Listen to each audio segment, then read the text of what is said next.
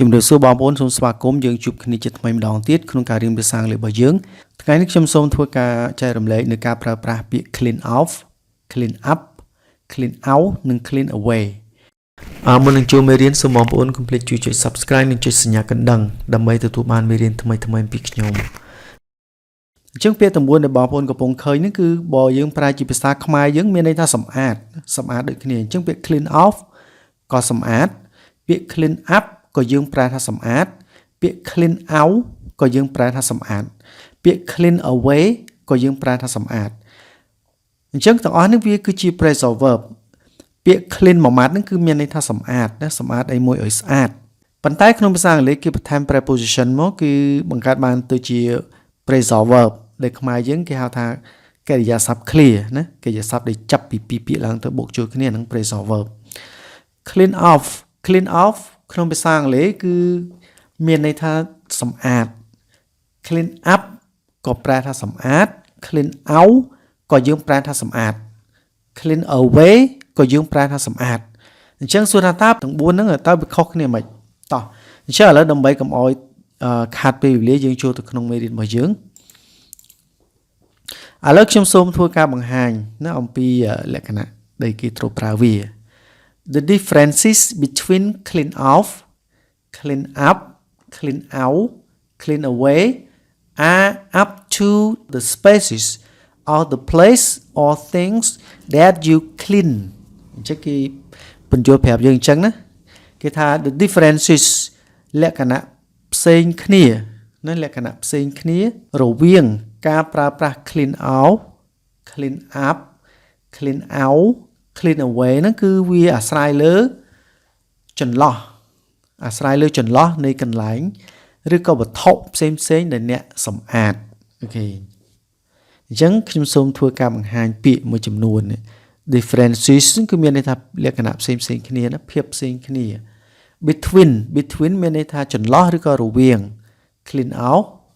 នៃការប្រើ clean out clean up clean out clean away up to គឺវាអាស្រ័យលើ spaces ចន្លោះ or the places នៃទីកន្លែង or things ឬក៏វត្ថុ that you clean ដែលអ្នកសម្អាតអូខេឥឡូវយើងចំណុចទី1នេះគឺ clean out ជូតសម្អាតឬក៏សម្អាតដូចតែគ្នាទេបងប្អូនប្រហែលថាសម្អាតក៏បានជូតសម្អាតក៏បានដែរណា clean out សម្អាតផ្នែកខាងក្នុងរបស់អ្វីមួយកាលណាបងប្អូនប្រើពាក្យ clean out នោះគឺមានន័យថាបងប្អូនសម្អាតផ្នែកខាងក្នុងនៃរបស់អីមួយមានន័យថារបស់ហ្នឹងគឺវាបិទចិត្តណាឧទាហរណ៍ដូចជាក្នុងឡទូណាក្នុងឡានយើងក៏បិទចិត្តដែរឬក្នុងប្រអប់អីមួយណាដែលបិទចិត្តអញ្ចឹងយើងអាចប្រើពាក្យ clean out ក្នុងភាសាអង់គ្លេស clean out ហ្នឹងដល់ភាសាខ្មែរជូតសម្អាតប៉ុន្តែគឺសម្អាតតែផ្នែកខាងក្នុងរបស់អ្វីមួយដែលមានលក្ខណៈថាបិទចិត្តឥឡូវបងប្អូនយើងមើលឧទាហរណ៍នេះឧទាហរណ៍បងប្អូនឃើញរូបភាពនេះគឺមានឬក៏ប្រអប់ទូតូចនេះគឺវាមានផ្ទៃខាងក្នុងរបស់វាហើយខាងក្រៅហ្នឹងបិទចិត្តអញ្ចឹងបើសិនជាបងប្អូនសម្អាតអញ្ចឹងគឺយើងប្រើពាក្យ clean out ណាបើសិនជាបងប្អូនសម្អាតរបស់ដែលបិទចិត្តយើងសម្អាតនៅផ្នែកខាងក្នុងវាអញ្ចឹងគឺបងប្អូនប្រើពាក្យថា clean out ណាបងប្អូនWe use clean out when we clean inside a space of something, such as inside the car, inside the drawers, etc. ចឹងនេះគឺជាសេចក្តីពន្យល់ភាសាអង់គ្លេសខ្ញុំសូមប្រើដូចតទៅ We use យើងប្រើ clean out ហ្នឹង when we clean inside នៅពេលដែលយើងសម្អាតផ្នែកខាងក្នុងនៅផ្នែកខាងក្នុងនៃវត្ថុអ្វីមួយដូចជាខាងក្នុងឡានខាងក្នុងថតទូឬក៏ថតតុណាអញ្ចឹង when we clean inside នៅពេលដែលយើងសម្អាតខាងក្នុង inside ខាងក្នុង a space កន្លែងណានៃកន្លែងមួយ of something នៃរបស់អ្វីមួយ such as ដូចជា inside the car ខាងក្នុងឡាន inside the drawer ខាងក្នុងឡតទូឬក៏ឡតតុអីហ្នឹងណា etc ឡាក់អូខេជាងពាក្យ drawer ហ្នឹងគឺមានន័យថាឡតទូឡតតុថតទូអីហ្នឹងណាបងប្អូន examples ឧទាហរណ៍ I clean out my car ខ្ញុំសម្អាតឡានរបស់ខ្ញុំអញ្ចឹងឡានខ្ញុំគឺវាមានទ្វារបិទជិតណា chẳng bà sân chỉខ្ញុំសម្អាតផ្នែកខាងក្នុងchẳngខ្ញុំប្រើពាក្យ clean out បងប្អូន I clean out my car ខ្ញុំសម្អាតឡានរបស់ខ្ញុំ Okay she cleaned out her water container last night she cleaned out her water container last night នាងបានសម្អាតប្រដាប់ដាក់ទឹករបស់នាងកាលពីយប់មិញអញ្ចឹងពាក្យ clean out នេះគេសរសេរជាអតីតកាល clean នឹងគេថែម ed វាដូចតែគ្នាទេគ្រាន់តែកាលណាថែម ed គឺគេចង់បង្ហាញពីអតីតកាលមានន័យថានាងបានបង្ហាញហើយណានាងបានសម្អាត her water container ប្រដាប់ដាក់ទឹកនេះរបស់នាង last night កាលពីយប់មិញអញ្ចឹងពាក្យ container ហ្នឹងគឺប្រដាប់សម្រាប់ផ្ទុកអីមួយណា container ដែលខ្មែរយើងហៅ container សម្រាប់ដាក់អីវ៉ាន់ហើយបើ water container មាន container នេះប្រែថាធុងទឹកកែវទឹកឬក៏ស្អីមួយដែលយើងប្រើសម្រាប់ដាក់ទឹកណា water container អូខេ last night គឺមានន័យថាយប់មិញនាងបានសម្អាតប្រដាប់ដាក់ទឹកណារបស់នាងកាលពីយប់មិញអញ្ចឹងកាលណាយើងនិយាយអំពីប្រដាប់ដាក់ទឹកហ្នឹងដូចជាពាងទឹកអីហ្នឹងគឺវាមានផ្ទៃក្នុងខាងក្នុងវាបិទចិត្តអមស្រោបដោយផ្ទៃនៅខាងក្រៅអញ្ចឹងយើងបើសិនជាយើងចង់សម្អាតវាយើងប្រើពាក្យ clean out ណាបងប្អូនព្រោះថា water container គឺវាមានផ្ទៃយើងសម្អាតនៅផ្ទៃខាងក្នុងវាគឺវាបិទចិត្តអូខេ last night នេះគឺមានន័យថាកាលពីយប់មិញអូខេយើងជួយដល់ឧទាហរណ៍បន្ទាប់ Please clean out your drawers it smells bad Please សូមមេត្តា clean out សម្អាត your drawers ថត់តុរបស់អ្នក it smell bad វាធំក្លិនអាក្រក់អូខេអញ្ចឹងពាក្យបើយើងនិយាយពី drawers drawer ហ្នឹងគឺថត់តុថត់ទូហ្នឹងគឺ drawers Please សូមមេត្តា clean out នេះគឺសម្អាត your drawers ឡតតុឬក៏ឡតទូរបស់អ្នក it smell bad វាធំក្លិនអាក្រក់មានន័យថាវាស្អុយណាបងប្អូន smells bad ហ្នឹងគឺស្អុយ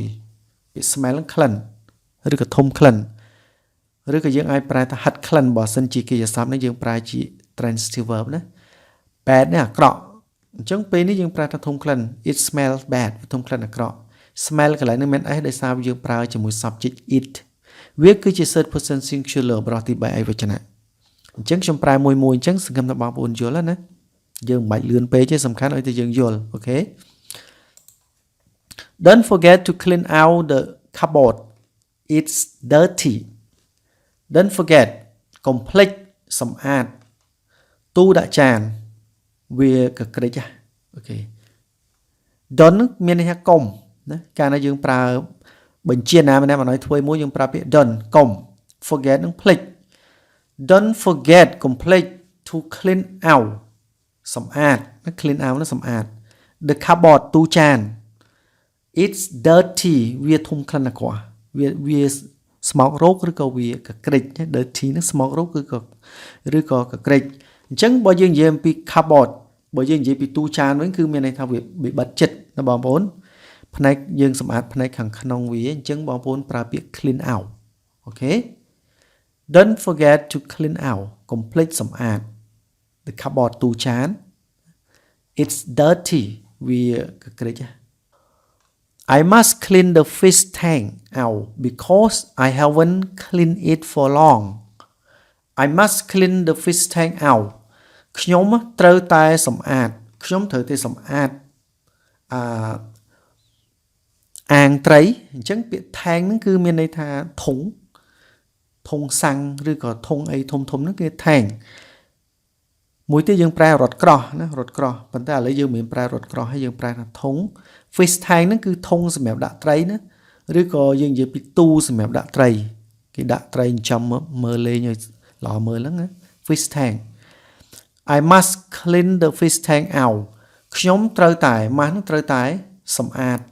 នេះត្រូវតែសម្អាតអាងដាក់ត្រីនឹងចេញ because ពីព្រោះ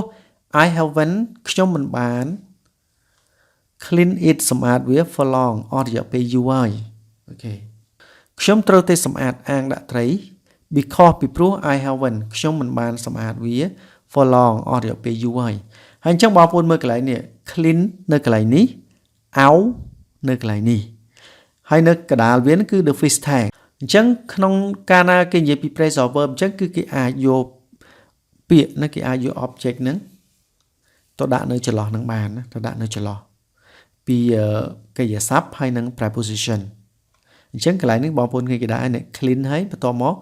គេមានដាក់ clean out គេដាក់ clean ហើយ the fish tank ហើយ out នៅកន្លែងនេះអញ្ចឹងយើងអាចប្រើបានពីរយ៉ាងយើងបងប្អូនអាចនិយាយថា I must clean out the fish tank ក៏បានឬក៏ I must clean the fish tank out ក៏បានដែរគេអាចដាក់នៅចន្លោះនឹងក៏បានឬក៏ដាក់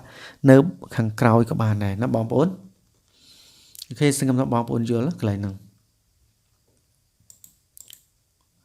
អូខេឥឡូវយើងចូលដល់ចំណុចមួយទៀត clean somebody out បងប្អូនមើល clean somebody out នេះគឺវាពេលនេះយើងប្រើវាសម្រាប់ជា slang ជាគ្រាមភាសាដែលមានន័យមិនធម្មតាមានន័យខុសពីពាក្យដើមរបស់វាឧទាហរណ៍ដូចជា clean នឹងប្រែថាសម្អាត somebody នរណាម្នាក់សំដៅលើមនុស្ស out អូខេសម្អាតនរណាម្នាក់ចេញអញ្ចឹងក្នុងន័យនេះគឺគេអាចប្រែថាប្រើឬក៏លួចលុយឬក៏វត្ថុរបស់នរណាម្នាក់អស់គ្មានសល់ណាអស់លេងហ្មង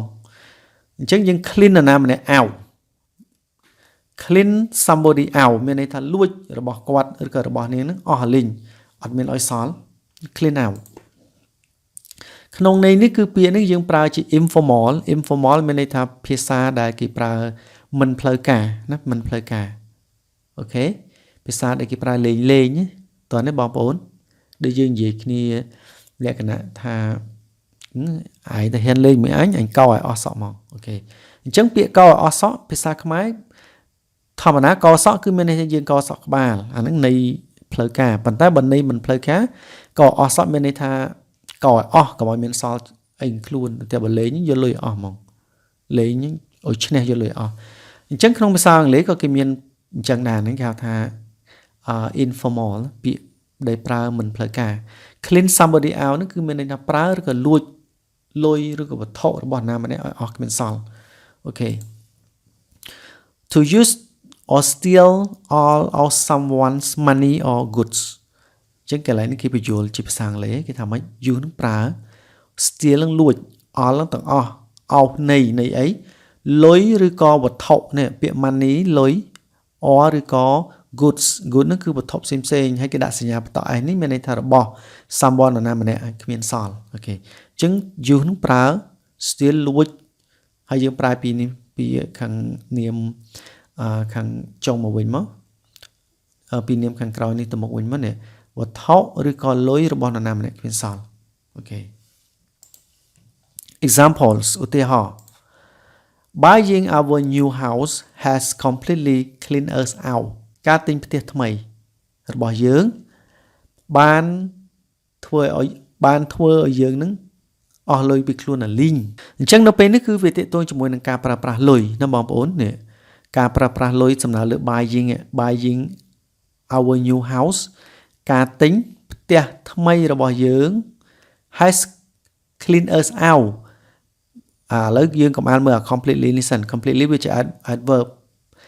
ពាក្យ completely ហ្នឹងគឺប្រែថាទាំងស្រុងទាំងអស់តែម្ដងណា completely clean us out ហ្នឹងមានន័យថាធ្វើយើងនឹងអស់លុយពីខ្លួនអាលីងណា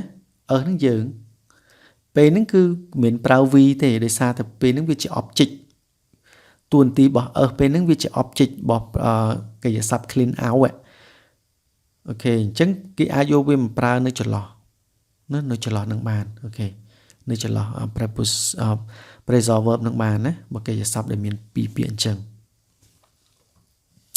ការទិញផ្ទះថ្មីរបស់យើងបានធ្វើឲ្យយើងនឹងអស់លុយពីខ្លួនអាលីងតែម្ដងអញ្ចឹងខ្ញុំសូមបញ្យល់ពាក្យ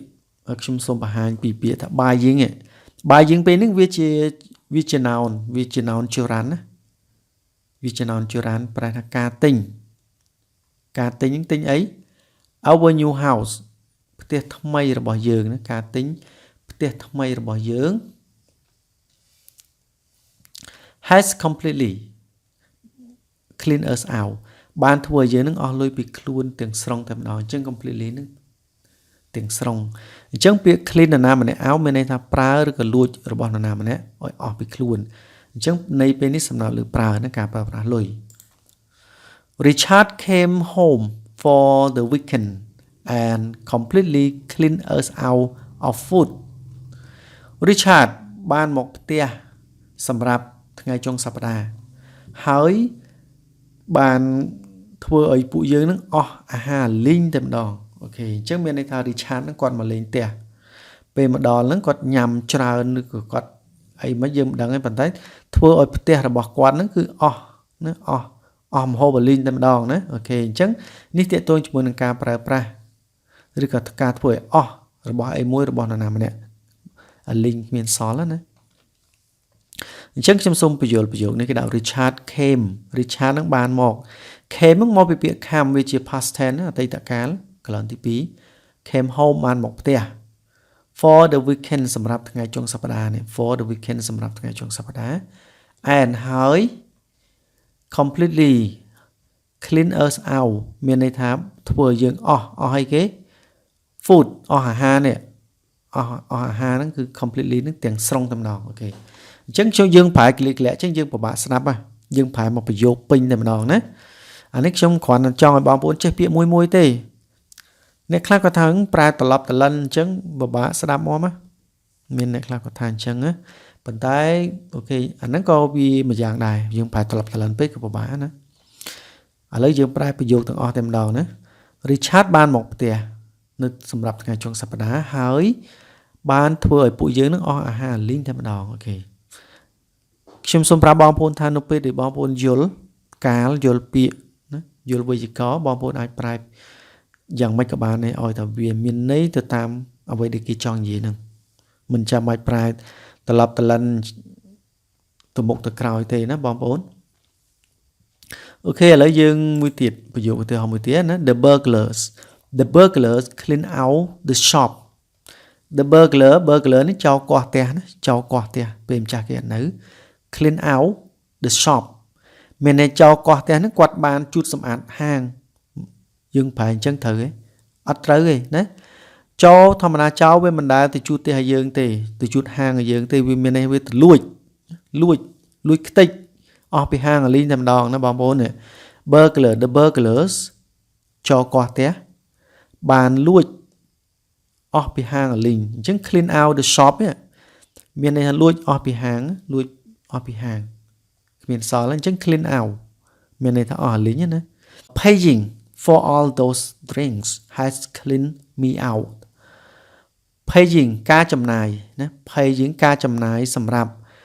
ភេសជ្ជៈទាំងអស់នោះបានធ្វើឲ្យពួកយើងនឹងអស់លុយពីខ្លួនរលីងអូខេអញ្ចឹងខ្ញុំសូមប្រែពាក្យមួយសិនដើម្បីបងប្អូនខ្លះគាត់អត់ចេះប្រែពាក្យយើងចេះទៅជាមួយគ្នាណាpay នឹងចំណាយលុយចំណាយទៅលើអីមួយយើងចេញលុយក្នុងការធ្វើមួយណា paying ការចំណាយលុយ for all those drinks សម្រាប់ភេសជ្ជៈទាំងអស់នោះអញ្ចឹងពាក្យ drink បើជា verb ប្រែថាផឹកបើសិនជានាមអញ្ចឹងប្រែថាភេសជ្ជៈគ្រឿងផឹកដូសទាំងអស់នោះ has clean me out បានធ្វើ clean ខ្ញុំនឹងអស់លីងតែម្ដងណាមានន័យធ្វើខ្ញុំអស់លុយពីខ្លួនរលីងតែម្ដងអូខេនេះគឺជាគេហៅថា informal language informal word informal usage ការប្រើប្រាស់ពាក្យដែលមិនផ្លូវការណាអញ្ចឹងគឺអាចមានន័យទៅអញ្ចឹងណា clean somebody out មានន័យថាប្រើឬក៏លួចរបស់នរណាម្នាក់អស់គ្មានសល់អូខេអញ្ចឹងកន្លែងប្រយោគនេះសង្ឃឹមថាបងប្អូនយល់អានេះតើតើមួយ clean out ខ្ញុំគ្រាន់តែបញ្ជាក់បន្ថែមប៉ុណ្ណឹងអូខេសូមអរគុណសម្រាប់ការតាមដានទស្សនាហើយសូមអរគុណចំពោះការជួយ Subscribe និងចុចសញ្ញាកណ្ដឹងហើយសង្ឃឹមថាបងប្អូនយល់មេរៀនយើងនៅថ្ងៃហ្នឹងហើយយើងនឹងរៀនជាមួយគ្នាទៀតនៅមេរៀនក្រោយបាយបាយ